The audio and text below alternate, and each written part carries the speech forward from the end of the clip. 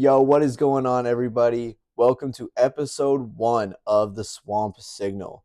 My name is Jacob Fedora. I'm a recent graduate from the University of Florida with a journalism sports media degree. And on this show, we're going to be covering everything Florida sports. Obviously, right now, the key is going to be on football. We got basketball coming up in the next couple months, and then we'll have fall baseball and softball coming up as well. And so we'll cover everything across all Gator sports, including everything from gymnastics, volleyball, everything that's going on in the Florida sports world you can find right here. We'll also cover other stuff going on in the college sports world in general. So we'll cover, obviously, football updates right now. As we get into basketball season, we'll cover general basketball and SEC basketball stuff going on there. Same thing, basketball, baseball, softball, etc. So welcome to episode 1 of the Swamp Signal. So, getting straight into it, Florida looks disastrous, to say the least. Its offense looks horrible, and the defense is being wasted. You have a defense that has allowed 2 touchdowns in 3 games, and we are 1-2. You have a generational quarterback who threw 5 interceptions against LSU, which we obviously have all seen, and yeah. If anyone out there is anything like myself, I hate LSU. I hate the Noles. I hate Tennessee, but something about LSU, I hate them. I hate LSU. But with that being said, where does the accountability come to Lagway? Yeah, there were some bad play calls. There were some missed opportunities in the USF game. I mean, you had the throw to Livingston that was in his hands that would have been a touchdown. You had 2 touchdowns called back on 1 drive. You also had the pass right through Vernell Brown's hands on that 3rd down and 8 that we would have taken a knee and won the game. So yes, we have some missed opportunities that would have won us some of these games. Yeah, Lagway doesn't throw 5 picks. We probably beat LSU. But where does the accountability fall? Yes, the play calling's not good. You can look back at some of Billy Napier's play calling from when he was at Louisiana. Here's Chris Smith, first team all Sun Belt tailback, and they'll get after the quarterback and also terms of tackles for a loss. They're number 1 in the country. Lewis throwing a deep ball here, and it's on target, caught inside the 40 by LeBlanc, down to the Raging Cajuns. Montrell Johnson again. Johnson picked here. He's 29 yards for Johnson now. 2nd down and 3. Lewis going up top. Got Stevens out there. Jump ball. Can't come up with it. Broke. 3rd down. LeBlanc in motion. Handoff Johnson. And going to be close.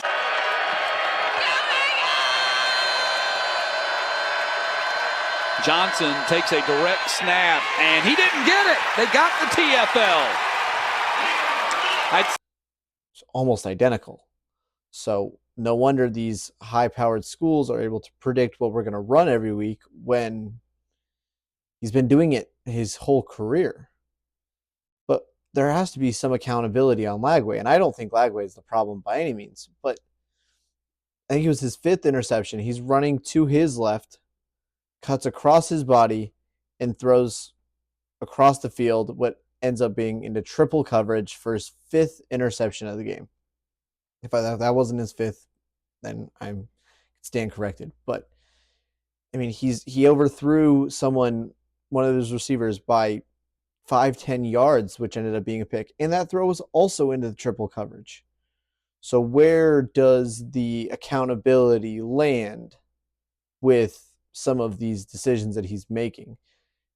I saw a tweet that said a lot of his receivers aren't open anyway, which I can agree with. But if someone's in triple coverage, someone's one-on-one. There's got to be a way that we can kind of figure that out, because it's getting ugly quick. We got Miami this week. We're off, and then we got Texas. So past that, Jaden Bogg looks great. I can't wait to see Dallas Wilson out there. I'm shocked his injury's taken this long. I thought he was going to be good to go for week 1. So now going into week 3, and Napier saying he's not going to start practicing until next week. I'm optimistic we'll see him play against Texas. Vernell Brown looks really good. Trey Wilson looks good. The offense, the receiver, The receivers look good. Lagway looks rusty, but I saw a tweet that said Lagway looks like a quarterback who didn't play all spring and fall. He didn't, and it's showing. It's showing what having. I'm not gonna say the off season off, but he was recovering from injuries all off season.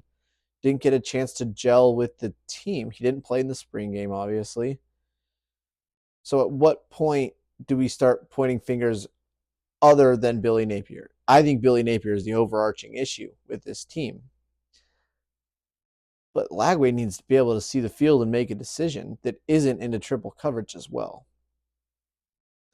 But beyond that, defense looks outstanding. We are going to be, looks like, without Caleb Banks the rest of the season. Redshirt senior, big impact on us last year. But we have one of the best defenses, I think, in the country. We have a top 3 offensive line.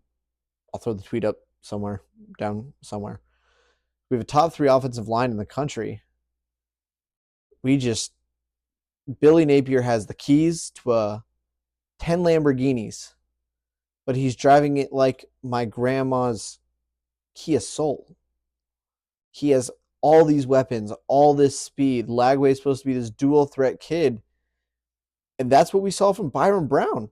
We saw him scramble around in the pocket with USF, and we saw him convert on third and second down, and whenever they needed to with his legs, if he had to. There was that play we thought we had him wrapped up in a sack. He gets out, runs down to the 15 or the 20-yard line. So where's this dual threat Lagway that we were supposed to see as well? So we're going to be without the rest of the season with Kalen Banks. At what point does our defense give up as well? I get that they've always had this bend, don't break mentality since kind of the beginning of last year, especially after that the Texas A&M and the UCF game. That was kind of when it really turned around for the defense last year, and it looks like they picked up right where they left off last year. The offense just looks horrible. I mean, no one's open. Lagway's making horrible decisions. Looks rusty, and I'm not convinced he's not 100% healthy either. So I guess my take is I think this team, there have been some really gaping issues. Lagway throwing 5 picks, horrible play calling versus LSU and USF. Some missed opportunities in the USF game that would have changed the trajectory of that game as well. So there's a handful of these small mistakes that have ended up being bigger mistakes in the larger scale. And can we get that figured out? I mean, we're on the road against the number 4 team again in the country this week. We're off. And then Texas, as of right now, they sit at number 8. And I think they're like a 30-point favorite this week. I believe they also have a bye week coming into the Swamp.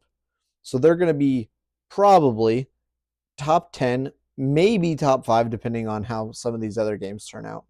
So we're going to have a top 5, top 8, top 10 matchup in the Swamp in, 2 weeks, 2.5 weeks? So at what point does that switch flip for the offense? And if that switch doesn't flip, when do we start to see the defense kind of just give up? Because the conversation needs to be had. If Tyreek Sapp and George Gums and Cormani McClain are going to be flying around that field making tackles for loss, like Cormani chased down on, I think it was like a run or pass from last week where he came all the way across the field, chased down the guy that would have been a touchdown. When are we going to stop kind of seeing that hustle from the guys if the offense can't produce more than 10 to 15 points a game? I think I saw a stat at the end of last year. Billy Napier's 20, or is like he's undefeated when scoring 24 or more points. We can't score 10. We scored 15 against USF? Yeah, we scored 55 against Long Island, but that wasn't even the original matchup in the first place. So at what point does this switch flip for this team? Is it this week against Miami after what they did to us last year? Is it a bye week again? Because after that UCF bye week from last season, there's some sort of switch flipped and the team was complete 180. But it's now or never. Simply put, it is now or never for this team. Now, in some just general college football news, looking at the top 25, where is USF? I get that they didn't look great against Miami. but they beat a ranked Boise State team at home, and then they beat a top 10 or top 13, were we 13 at the time? 13, 15. They beat a ranked Florida team in the swamp, and then they lost to top 5 Miami. USF deserves to be in these rankings. No offense to South Carolina, Auburn, Missouri. Where's USF? They were 18 when they lost to Miami. Now they're not in the top 25 at all. Yet Alabama got walked by Florida State. They looked all right against Wisconsin, and I think they had some nobody matchup week 2 or something. But having them ranked 14 and having USF not ranked at all doesn't really make a ton of sense. I am shocked by Tennessee. I think Joey Aguilar has come into that program and filled shoes that not a lot of people were expecting him to fill. And on the flip side of that, Nico Imaliava looks awful at UCLA. UCLA just fired their head coach. Scott Strickland takes some advice. And UCLA just looks horrible. Again, another transfer quarterback that's doing some really good things, as much as I hate to admit it, and it pains me to admit it. Florida State and Thomas Castellanos look really good. They hung I get it was a no Eastern Texas A&M, but they hung 70 on Eastern Texas A&M. They walked Alabama. And I get it's not a Nick Saban Alabama, but that team is still loaded with talent and made Ryan Williams, one of the top 3 receivers in college football coming into the season, look like nothing. So that's going to be a really tough way for Florida to end their schedule. But LSU, 3, probably should be a little bit lower after what we saw. I mean, yeah, Lagway threw 5 picks, but their offense scored, 13 points? At home, at night. So Diego Pavia with Vanderbilt also is, I'm not going to say living up to the hype, but there was a lot of shit talk in the offseason this year. And so far, he's backing it up. He's ranked going into week 4, something we can't relate to. So there's that. Now, my final thing I want to get to for the week, my kind of parlay, my 4 favorite college football plays for the week. So I really like Oklahoma -6.5, South Carolina +9.5 on the road. I still think Lenore Sellers is sneaky good. A South Carolina team, they had a gritty win against Vatech a couple weeks ago. I think that's still a really, really good team. Michigan money line going to Nebraska against Patrick Mahomes Jr. I still think they walk out with that game. I think Bryce Underwood, as a true freshman, still has a lot to learn, and I still think that'll be a big game for them, but I think they walk out on top. And then I like Michigan State +18.5. I don't remember who they play. I think they play USC. It's ranked 25 right now. I really like Aiden Childs up there. So those are my 4 kind of plays for the weekend. I got it at +1143, 10 to win 125. So feel free to tail that with me as well.